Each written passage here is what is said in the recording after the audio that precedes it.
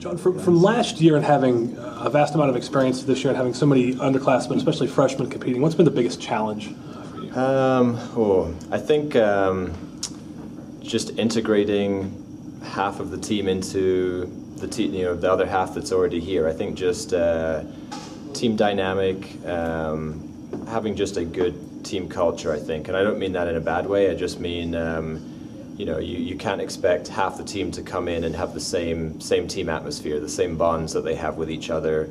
So just building relationships, really, just building our team atmosphere, like integrating the freshmen into the group, sort of making sure they understand what it means to be on WVU rifle team, what our culture is. When you're integrating one or two into a group of 6 or 7, that's a whole lot easier than half and half. So that's just maybe taking a little bit more time. I think this semester we're definitely starting to click. We've done a lot of great activities, and they're really starting to bond as a group, which is great. Have you gotten pretty good as a coach in the recruiting process and getting to feel pretty quickly whether this person will be a good fit for WVU rifle? I like to think so. Yeah, it's a challenge. I think it's certainly, I don't know if I've got better at it. I'm more conscious of looking at those things now than I maybe would have been 4 or 5 years ago. We use probably a few more questionnaires. We try and find out a little bit more information. And of course we use the team members. It's a small community. We use the visits and our team members to really kind of give us their opinions and thoughts. But for sure it's something that we look into probably in more depth than we maybe did before to, absolutely make sure it's someone that fits our ideas and is going to fit in with our group and have the same same goals and things that they want to achieve. You mentioned you try to break them into the team culture and let them know what you expect, and then you just said, our ideas and stuff. What is that? What is the culture that you try to develop, and what are the ideas that you want them to adopt? I think it's for someone to come in here that's incredibly driven, and they want to be the absolute best that they can be in all aspects, not just the best athlete that they can be, but the best student that they can be, and the best team member that they can be. So someone that's willing to put all the hard work into, to be the best kind of version of themselves, but also, more importantly, doing it within the structure of the team. Willing to maybe sacrifice a few things for the betterment of the team, and to do it in a supporting atmosphere. So it's team first. Everyone has to work hard individually, but you also have to be able to support your team members, receive support, build trust, and all those attributes. So that's really the culture that we want to try and create. So we have to make sure that we get individuals that are willing to do all of those things. Team first, then you get someone go out and win a gold medal.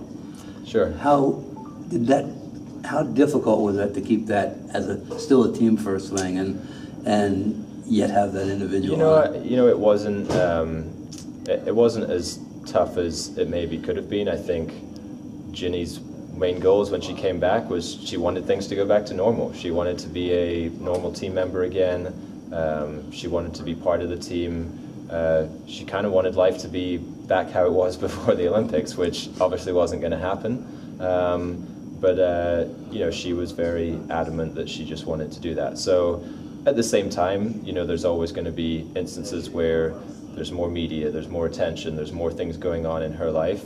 So it's not only from her point of view, but you have to have team members that are willing to be cognizant of that, be able to accept certain things that are going on, and willing to support her, through those times as well. So it goes full circle, but that was maybe an added challenge for us this year. She was on a different training schedule because of all the stuff that she'd been through, so there had to be a balance and kind of understanding from all sides. So that definitely gave us an extra challenge last semester, but everyone was willing to take that on and deal with the situation. And I think now we're ready to we're more back to normal than maybe we were last semester. One more thing. This week was a special week, I guess. The Connecticut women won on the straight game, and they're always. Did that make you think at all about what you've done or what he's going through? And are there similarities? And you know what? I don't think so. I don't really watch a whole lot of women's basketball. I mean, for sure, it's something to be incredibly impressed by. There's certainly things that, you know, I look to other coaches and what they've been able to achieve, but more importantly, how they've been able to achieve those things and how they go about doing things. So someone like Geno is obviously an incredible coach. And I think we, for sure, as a coach, try and take things from that. He's very, he makes sure his team are very focused on the present. They go one game at a time. You know, he's able to recognize accomplishments, but he's really focused on his team every year and what they're doing. And so there's a lot of things to be taken from that.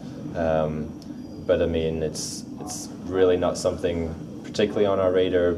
Same thing, we're very focused on ourselves. We're focused on the next match, the day of practice, how my team members are doing. You know, I have to be 100% focused and committed on all of those aspects, and not really worry about what else is kind of going on. I mean, bringing Melon Billet, is that how you pronounce it, into the room this year? Obviously, she's posted some outstanding scores. What has she brought? Yeah, I think she's you know, just brought a different personality.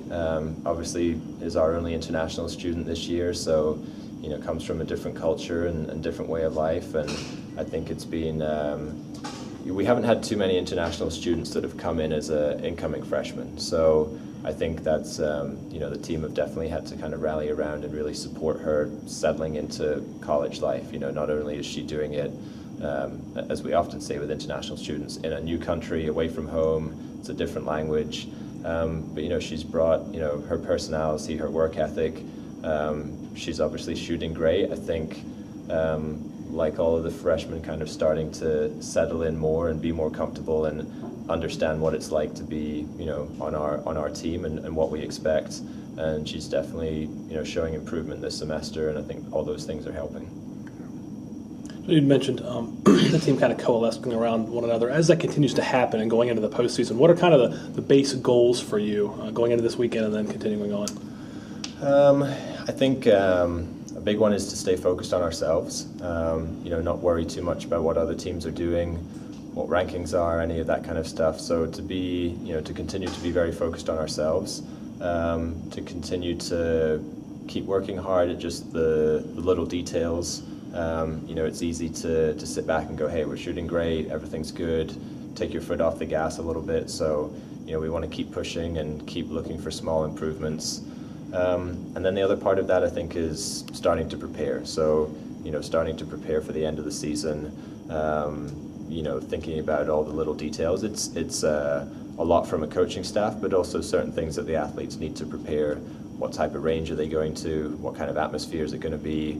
Starting to do things in practice that they can try and replicate competition environment as much as possible. So, you know, staying focused and really starting to do the really small details of preparation as well. You mentioned the rankings. Other sports would utilize that sometimes as motivation, but this is a very different kind of setup for the sport. Sure. Is it anything you can fuel the athletes with, or an overrated aspect? You know, I think it's pretty overrated. I mean, you know, we're conscious of it for sure, but you know, fact is TCU have been shooting great this year, so you know, it's nice to have competition. Maybe it fuels a little bit to keep working hard and keep pushing and know that there's other good competition out there, but the main part of that and how to be the most successful has to be to stay focused on yourself and not worry about those things. So hopefully those guys, hopefully they're not looking at scores, really ignoring rankings, and just be really 100% focused on what we do day in, day out, and so that we can you know, finish off the season as best we can. Back to Jenny for a minute. 19 years old. Does her maturity kind of blow you away sometime? Her to be at that age and seemingly have everything together, outlook on life and sports. Yeah, absolutely. It's you know, she's definitely not your average 19-year-old for sure.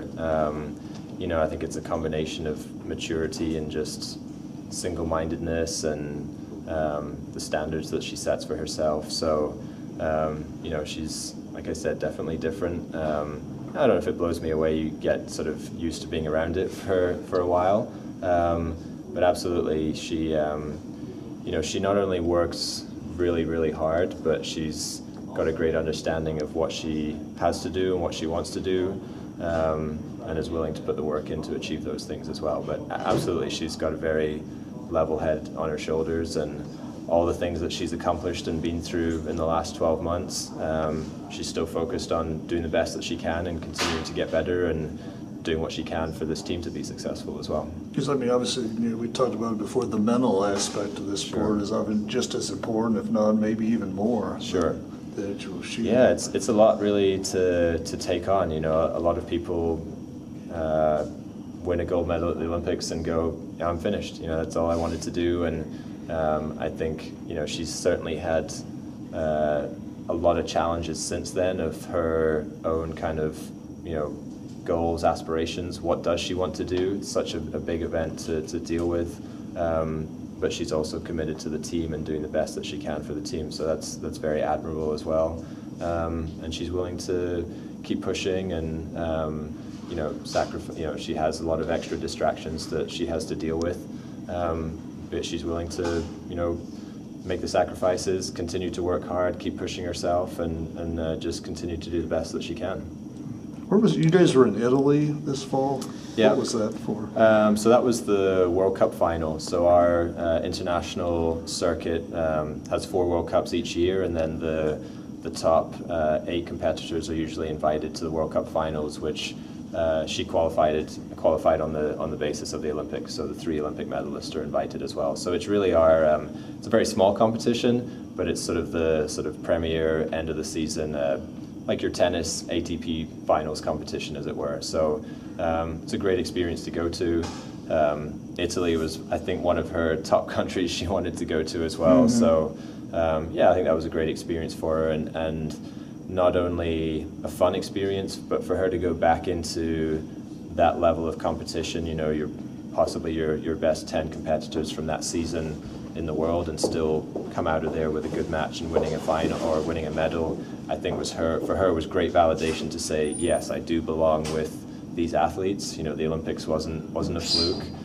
She's not going to win every time, but able to say, it wasn't a one-time deal. I am good enough to compete with these people, and so I think a great validation and a great confidence boost for her as well. And so people saw that you're flying WVU and kind of equated that with the gold medal. Have you, with your travels around the world, have you been getting a lot of that? I think it's definitely brought a great bit of attention to the program. I haven't had too many travels since the summer, but definitely had more people talking about it, maybe a few more emails and things like that. We've got a commitment from another international student next year, which I think is great. I think it just continues to grow, the sort of notoriety of the program internationally. It's going to open doors for me as a coach to have more contacts and things like that, and I think it's just great for the program. Where are you with your career? Are you still competing, or where are you still? No, I think I'm focused on coaching now. Yeah, it's with a 2-year-old at home, and it's a little harder for the time commitments. So I think for me, just focusing on the coaching for right now, and it's a lot of fun doing that. So with such a young team, how much have you relied on your upperclassmen just to kind of show the way of Yeah, definitely a lot. They've had a huge role to play in kind of putting their arms around the freshmen and saying, hey, this is what our team is all about. They've probably had more work to do because there's, so many freshmen, only so many of them. But they've been they've taken, I guess, a strong ownership in the identity of the team and what they want the team vision to be. So they've had a lot of work to do, but they've been very determined to do that work and put the time in. And I think that's certainly starting to pay off this semester. Like I said, like anything, like bonds and relationships and trust take a while to develop, and they all put a lot of hard work in last semester that's now starting to pay off for us just now.